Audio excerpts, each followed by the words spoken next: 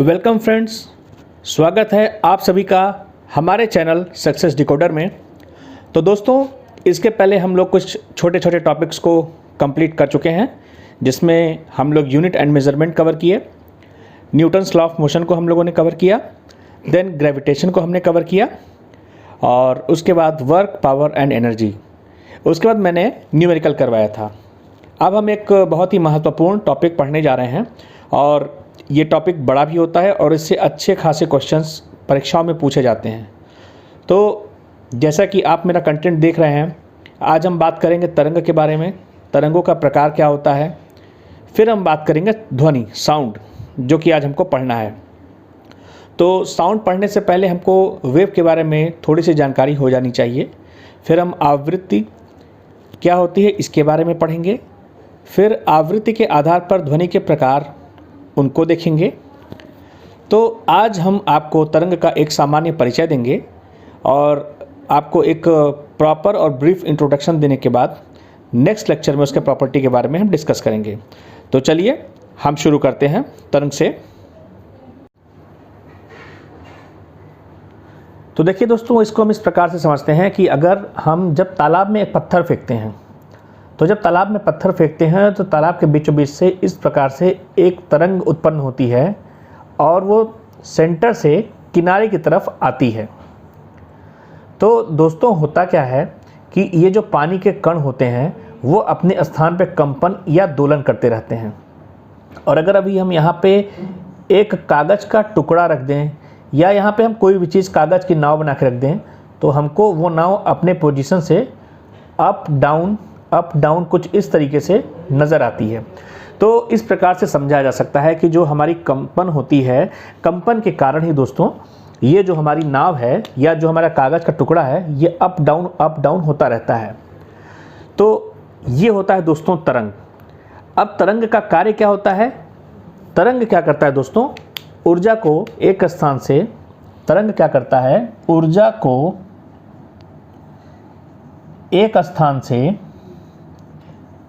को एक स्थान से दूसरे स्थान पर ले जाने का कार्य करता है। ठीक है, दूसरे स्थान पर ले जाने का कार्य करता है।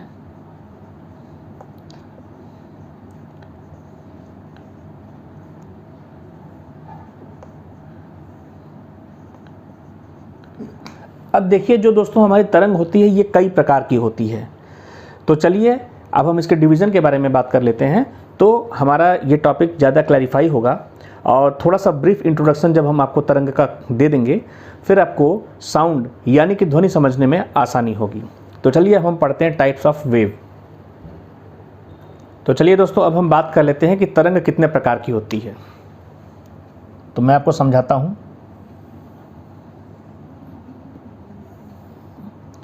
देखिए, जो हमारी तरंग होती है दोस्तों, वो बेसिकली दो प्रकार की होती है।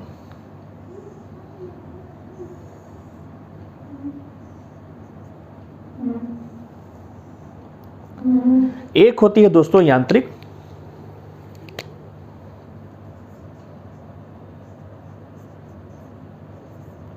या इसको हम कहते हैं मैकेनिकल वेव।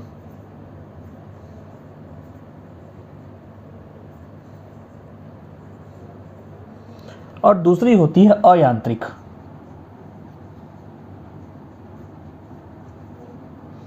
जिसको हम कहते हैं नॉन मैकेनिकल वेव।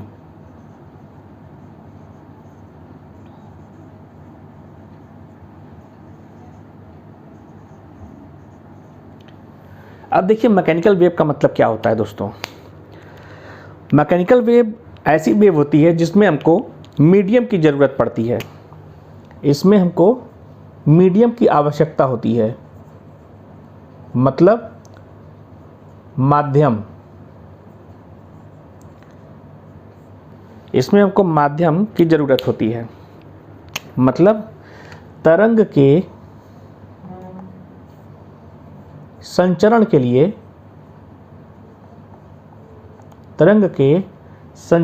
लिए,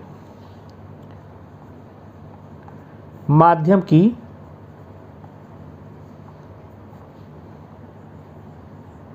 आवश्यकता होती है।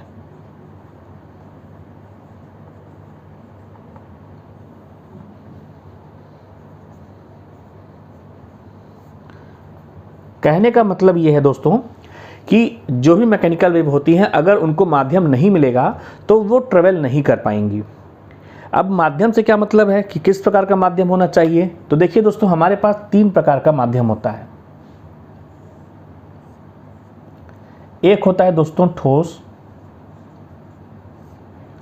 दूसरा होता है दोस्तों द्रव, और तीसरा होता है दोस्तों गैस। देखिए, ये हमारे पास 3 प्रकार के माध्यम होते हैं जिनके द्वारा जो हमारी मैकेनिकल वेव है वो ट्रेवल करने का काम करती है। तो देखिए दोस्तों, जो हमारी नॉन मैकेनिकल वेव होती है, इनके लिए no medium require, no medium require, मतलब माध्यम की आवश्यकता नहीं होती है, माध्यम की आवश्यकता नहीं होती है। इसका क्या मतलब है? तो हम कह सकते हैं कि अगर माध्यम की आवश्यकता नहीं है तो ये जो तरंगें होती हैं नॉन मैकेनिकल वेव, ये तरंगें माध्यम प्लस निर्वात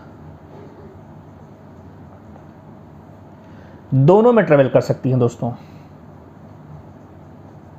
दोनों में संचरण कर सकती हैं या ट्रेवल कर सकती हैं,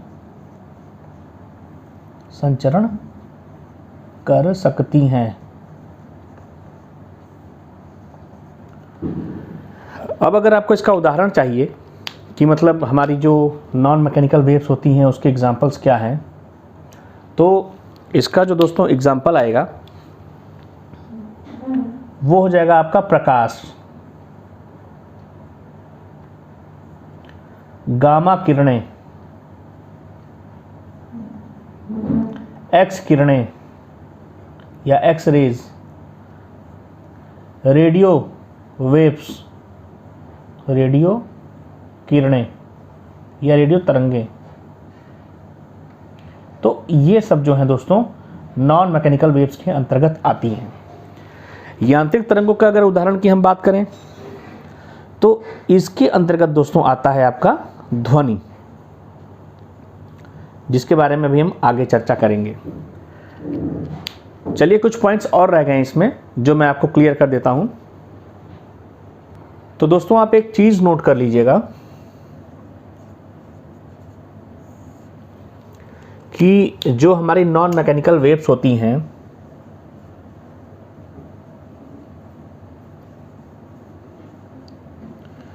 नॉन मैकेनिकल वेव्स या अयांत्रिक तरंगें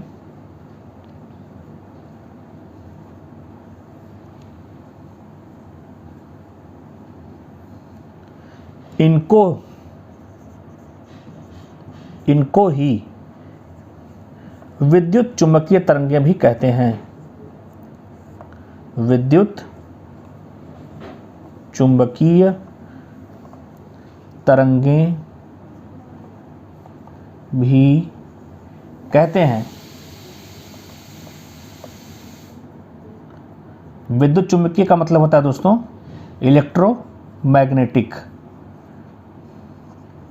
इलेक्ट्रोमैग्नेटिक वेव्स। जैसे अगर हम प्रकाश की बात कर लें तो प्रकाश क्या होता है दोस्तों, हमारे पास सूर्य से आता है। तो जब प्रकाश सूर्य से आता है, देखिए, जब मान लीजिए ये हमारा सूर्य है, सन है, ये हमारी अर्थ है, ये हमारी अर्थ है, पृथ्वी। होता क्या है दोस्तों कि पृथ्वी के चारों तरफ हम मान लेते हैं कि इतना एरिया, ये पृथ्वी का वायुमंडल है। इसके बाद दोस्तों क्या होता है, स्पेस होता है। ठीक है, इसी स्पेस को हम कहते हैं, इस स्पेस में होता है वैक्यूम, मतलब होता है दोस्तों निर्वात। लेकिन फिर भी जो प्रकाश की किरणें होती हैं, वो स्पेस के बाद हमारे वायुमंडल में प्रवेश करती हैं और फिर हमारे अर्थ पे आती हैं। तो देखिए दोस्तों, स्पेस में ट्रेवल करती हैं, मतलब निर्वात में ट्रेवल करती हैं, उसके बाद वायुमंडल में ट्रेवल करती हैं, ठीक है। वायुमंडल में ट्रेवल करने के बाद हमारे अर्थ पर आती हैं। तो जो हमारी लाइट होती है, मतलब जो प्रकाश होती है, ये हमारी क्या होती है दोस्तों, इलेक्ट्रोमैग्नेटिक वेव होती है। तो प्रकाश के बारे में भी हम आपसे डिस्कस करेंगे, ये भी बहुत बड़ा टॉपिक है। जस्ट आपको एग्जांपल के लिए मैंने समझाया है कि आपके दिमाग में बैठ जाए कि इलेक्ट्रोमैग्नेटिक वेव्स होती क्या है। तो चलिए अब हम आगे डिस्कस करते हैं कि जो हमारी मैकेनिकल वेव है उसको भी फर्दर सब कैटेगराइज किया जाएगा और फिर हमको पता चलेगा कि ध्वनि की जो प्रॉपर्टी होती है या जो ध्वनि होती है या साउंड होता है वो एक्चुअली में होता क्या है। तो देखिए दोस्तों, जो हमारी यांत्रिक तरंगें होती हैं वो भी दो प्रकार की होती हैं। अब आइए उनके बारे में हम थोड़ा सा जानकारी ले लेते हैं।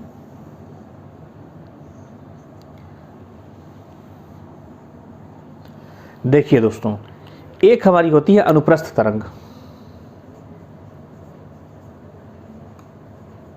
अनुप्रस्थ तरंग जिसको हम कहते हैं ट्रांसवर्स वेव।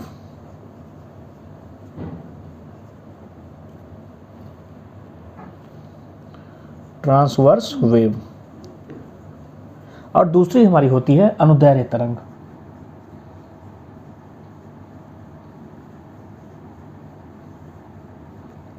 जिसको हम कहते हैं लॉन्गिट्यूडनल वेव।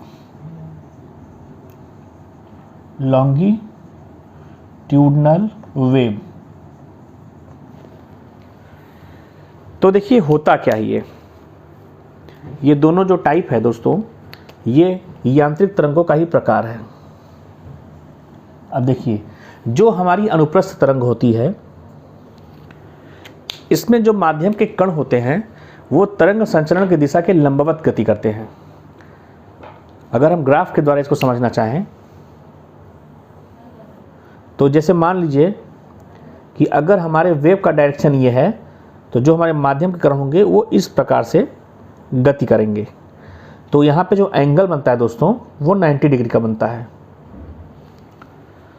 तो अगर इसको सिंपल डिफाइन करना है तो आप कह सकते हैं कि माध्यम के कण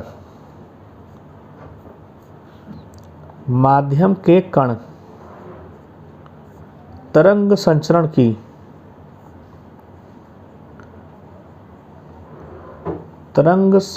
की दिशा के लंबवत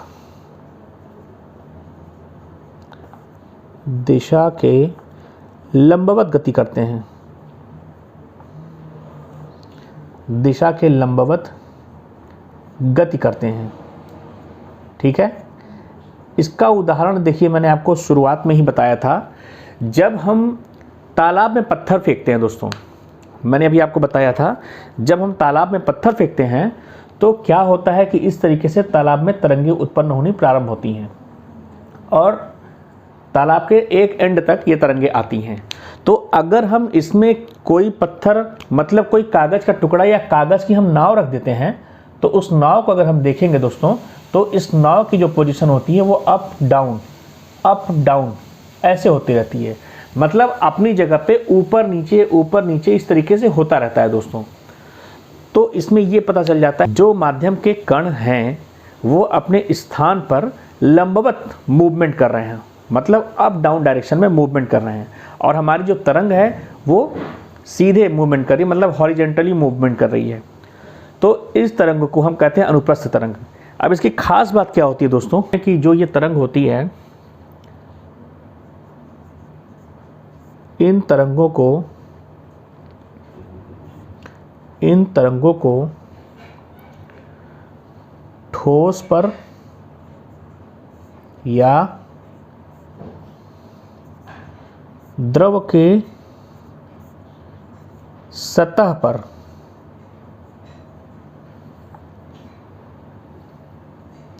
उत्पन्न कर सकते हैं, ठीक है, उत्पन्न कर सकते हैं। इसका मतलब दोस्तों ये हुआ कि जो अनुप्रस्थ तरंग होती है वो ठोस माध्यम में ट्रेवल करती है, गैस में उत्पन्न नहीं हो सकता इसको, गैस में उत्पन्न नहीं कर सकते, नहीं कर सकते। तो आपको ये ध्यान देना दोस्तों कि जो हमारी अनुप्रस्थ तरंग होती है ठोस पर या द्रव के सतह पर उत्पन्न होती है, गैस में इसको हम प्रोड्यूस नहीं कर सकते। अब चलिए हम बात कर लेते हैं जो हमारी अनुदैर्ध्य तरंग होती है। ये क्या करती है दोस्तों, ये तीनों माध्यम में संचरण करती है, तीनों माध्यम में संचरण करती है। ठीक है, तो देखिए रेलवे में अक्सर ये प्रश्न पूछा जाता है दोस्तों अनुप्रस्थ और अनुदैर्ध्य के बारे में, और लड़के कंफ्यूज हो जाते हैं कि ऐसी कौन सी तरंग होती है जो सिर्फ ठोस पर या द्रव के सतह पर उत्पन्न की जा सकती है या ट्रेवल कर सकती है। तो आपका उत्तर होना चाहिए अनुप्रस्थ तरंग। और जो हमारी अनुदैर्ध्य तरंग होती है वो तीनों माध्यम में ट्रेवल कर सकती है। तो ध्वनि हमारी किस कैटेगरी में आएगी, ध्वनि हमारी आएगी अनुदैर्ध्य तरंग में। इसका एग्जाम्पल आप लीजिए तो ये हो जाएगा आपका ध्वनि, इसका उदाहरण हो जाएगा। तो देखिए अभी मैं आपको बताऊंगा ध्वनि का, एक लाइन में आपको परिभाषा मैं लिखूंगा और आपको वो परिभाषा अब आसानी से समझ में आ जाएगी कि जो ध्वनि होती है वो क्या होती है। तो चलिए हम आगे शुरुआत करते हैं। तो देखिए दोस्तों, अब अगर आपसे ध्वनि की परिभाषा पूछी जाए तो सिंपली आपको बस ये बता देना है कि ध्वनि एक प्रकार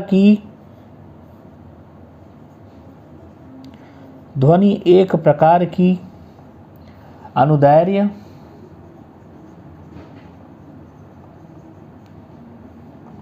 यांत्रिक तरंग है, यांत्रिक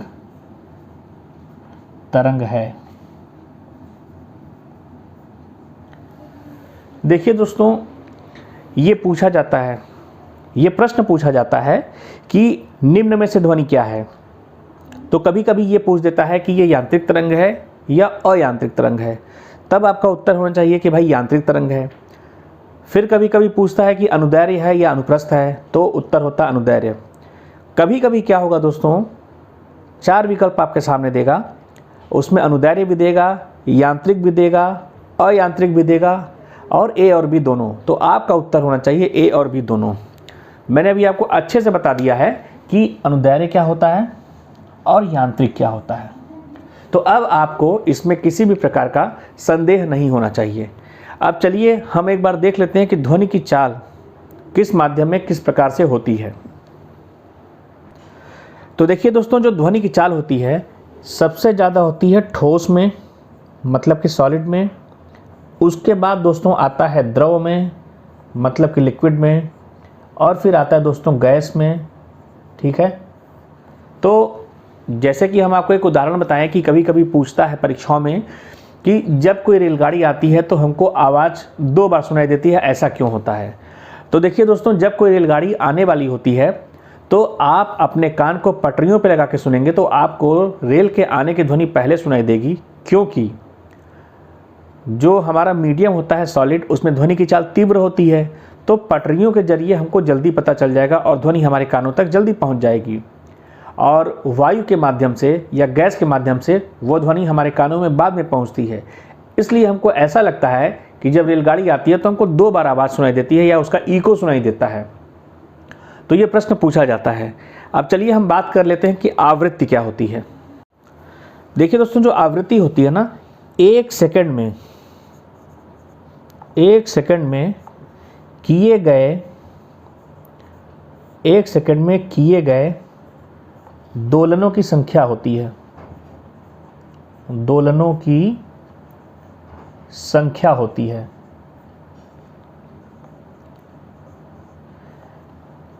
अब इसका क्या मतलब है, जैसे कि मान लीजिए दोस्तों, हमारे पास ये एक वेव है कुछ इस तरीके से। देखिए ये होता है इसका एक साइकिल, फिर यहाँ से ये तरंग ट्रेवल करेगी तो ये हो गया इसका दूसरा साइकिल, फिर तरंग यहाँ से ट्रेवल करेगी तो ये हो गया दोस्तों इसका तीसरा साइकिल, ठीक है। तो जैसे मान लीजिए एक पॉइंट आपका ये हो गया, एक पॉइंट आपका ये हो गया और एक पॉइंट आपका ये हो गया। तो इस एक साइकिल को, ठीक है, इस एक साइकिल को पूरा करने में उसको जितना टाइम लगता है, 1 सेकंड में मतलब जितना साइकिल वो पूरा करती है या जितना दोलन करती है, उसी को हम आवृत्ति कहते हैं। और जो इसकी यूनिट होती है आवृत्ति की दोस्तों, वो होती है Hz, या आप कह लीजिए हर्ट्ज। साइंटिस्ट हर्ट्ज के नाम पे इसका यूनिट जो है हर्ट्ज रखा गया है। तो देखिए दोस्तों, जो आवृत्ति का फार्मूला होता है वो होता है आवृत्ति F = 1/T। T क्या होता है? T हमारा होता है दोस्तों टाइम पीरियड, मतलब आवर्तकाल, आवर्तकाल, या ये होता है टाइम पीरियड। तो चलिए अब हम बात करेंगे आवृत्ति के आधार पे जो हमारी ध्वनि होती है वो कितने प्रकार की होती है। तो देखिए दोस्तों, आवृत्ति के आधार पे जो हमारी ध्वनि होती है या जो हमारी तरंगें होती हैं, ध्वनि तरंगें 3 प्रकार की होती हैं। तो जो पहला प्रकार आता है उसको हम कहते हैं दोस्तों अपश्रव्य तरंग, अपश्रव्य तरंग, या कहते हैं इंफ्रासोनिक, इंफ्रासोनिक वेव। तो इंफ्रासोनिक वेव या अपश्रव्य तरंग क्या होती है? जिसकी आवृत्ति या फ्रीक्वेंसी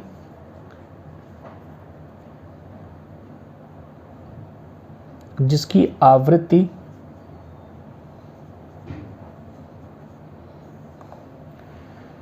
20 दोलन से या 20 हर्ट्ज से कम होती है, 20 हर्ट्ज से कम होती है।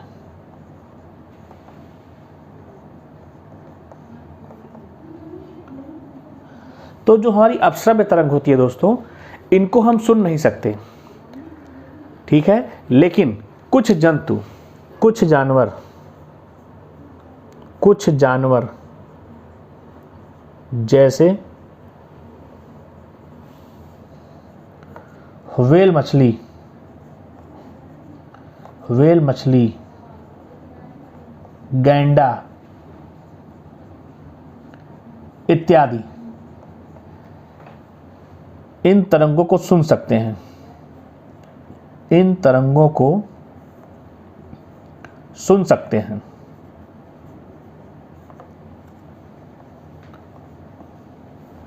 देखिए दोस्तों, जब कभी भी हमारे समुद्र में सुनामी आने वाली होती है या भूकंप आने वाला होता है, तो उस समय वहाँ के जो मछुआरे होते हैं उनको एक आभास हो जाता है कि भूकंप या सुनामी आने वाला है।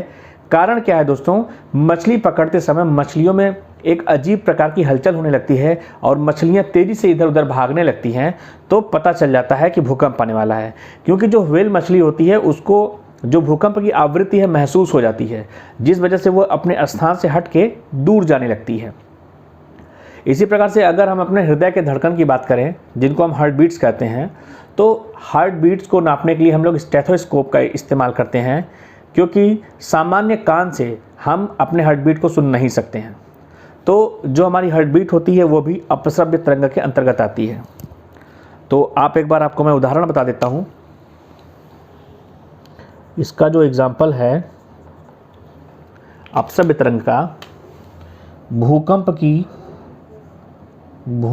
की आवृत्ति, सुनामी की आवृत्ति या फ्रीक्वेंसी, सुनामी की आवृत्ति,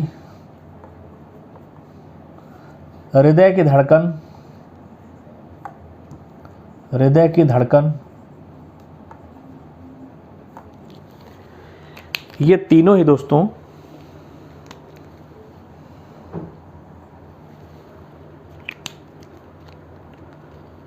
अपश्रव्य तरंग के उदाहरण हैं, अपश्रव्य तरंग के उदाहरण हैं, ठीक है। चलिए अब हम बात करते हैं ऑडिबल वेव्स की या श्रव्य तरंग की। तो देखिए दोस्तों, जो हमारी श्रव्य तरंग या ऑडिबल वेव्स होती हैं, इनकी आवृत्ति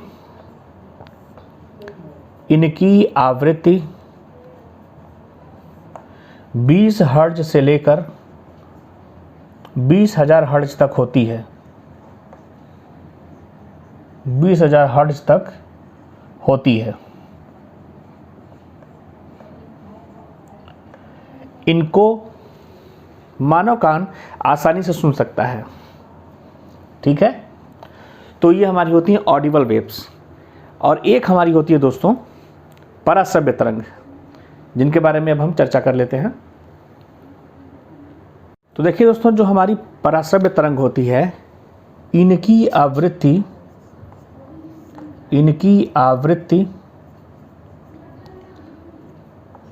आवृत्ति 20,000 हर्ट्ज से अधिक होती है। 20,000 हर्ट्ज से अधिक होती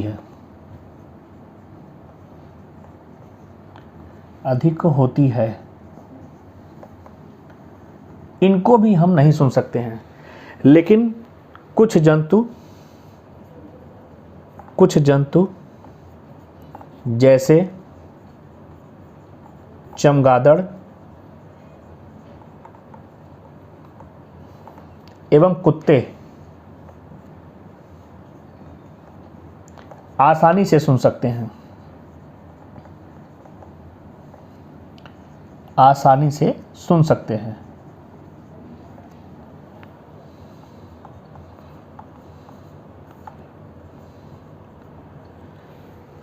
तो इस प्रकार से हमारा ये पराश्रव्य तरंग भी हो गया। तो हम लोगों ने जो है आवृत्ति के आधार पर भी ध्वनि तरंगों का प्रकार पढ़ लिया।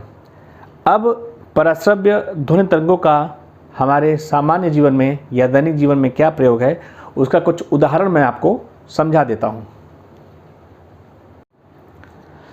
तो समुद्र में डूबी हुई वस्तु का हम पता लगाने के लिए सोनार का प्रयोग करते हैं।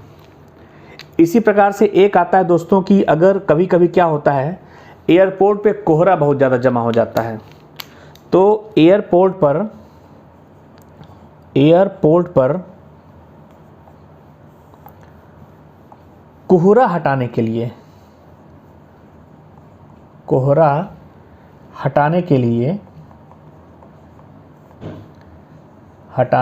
लिए हम इन तरंगों का प्रयोग करते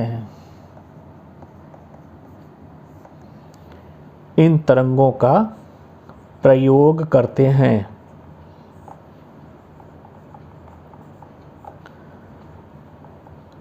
और एक आखिरी एग्जांपल जो अक्सर पूछता है दोस्तों, आजकल क्या हो रहा है कि जो महंगे कपड़े होते हैं, उनकी धुलाई के लिए या उनको साफ़ करने के लिए भी हम इसका इस्तेमाल करते हैं। महंगे कपड़ों को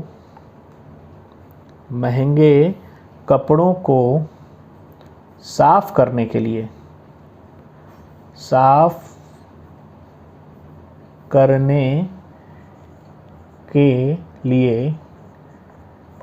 हम इन तरंगों का उपयोग करते हैं। तो सोनार कैसे काम करता है या एयरपोर्ट पे हम कोहरा कैसे हटाते हैं, इसके बारे में हम विस्तार से जानकारी आपको नेक्स्ट लेक्चर में देंगे। तो दोस्तों, उम्मीद करता हूं कि आपको हमारा आज का लेक्चर पसंद आया होगा। और साथ ही साथ अगर आपको किसी भी प्रकार का कहीं कोई कन्फ्यूज़न है, अगर आपका कोई डाउट है, तो कमेंट बॉक्स में कमेंट करके आप पूछ सकते हैं। आपके डाउट का पूरी तरीके से समाधान किया जाएगा। तो दोस्तों, अगर आपको ये वीडियो पसंद आई हो तो इसको ज़्यादा से ज़्यादा लाइक करें, शेयर करें और सब्सक्राइब करें।